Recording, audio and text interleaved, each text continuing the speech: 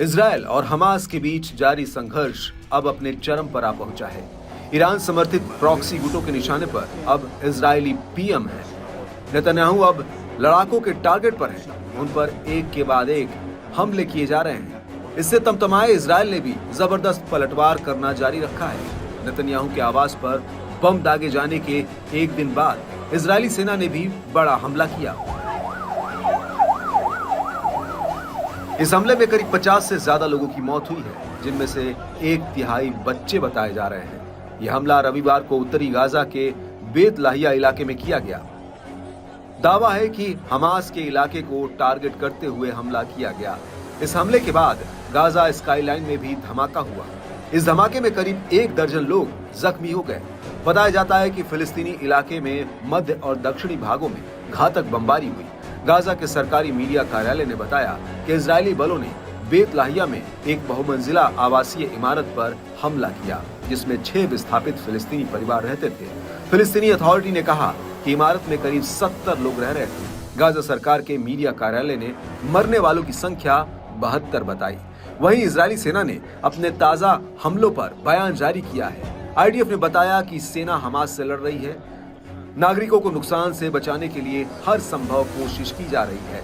इसी के चलते बेत लाहिया में हमास लड़ाकों को टारगेट कर रात भर कई हमले किए गए। घटनास्थल के वीडियोज में स्थानीय लोगों को मलबे के एक बड़े ढेर से शवों को निकालते हुए देखा जा सकता है। साथ ही आसपास के घरों को भी नुकसान पहुंचा दिख रहा है, जिनमें से कुछ को भारी नुकसान पहुंचा है। इस बीच गाजा में फिलिस्तीनी नागरिक सुरक्षा के प्रवक्ता ने बड़ा दावा किया है।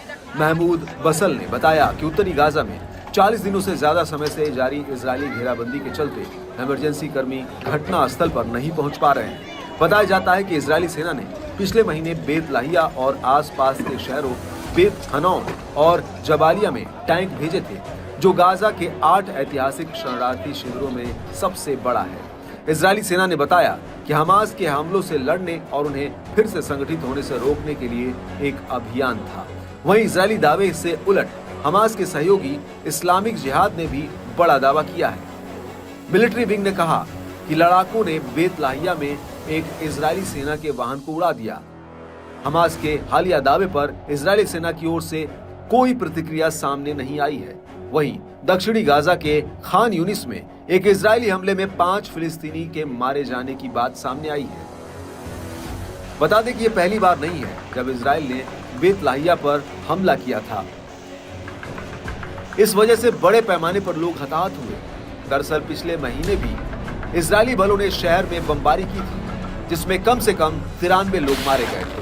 शनिवार को इजरायल ने शांति रिफ्यूजी कैंप में संयुक्त राष्ट्र की ओर से ऑपरेट अबू अस्सी स्कूल पर भी हमला किया। इसमें 10 फिलिस्तीनी मारे गए और महिलाओं और बच्चों समेत 20 अन्य घायल हो गए।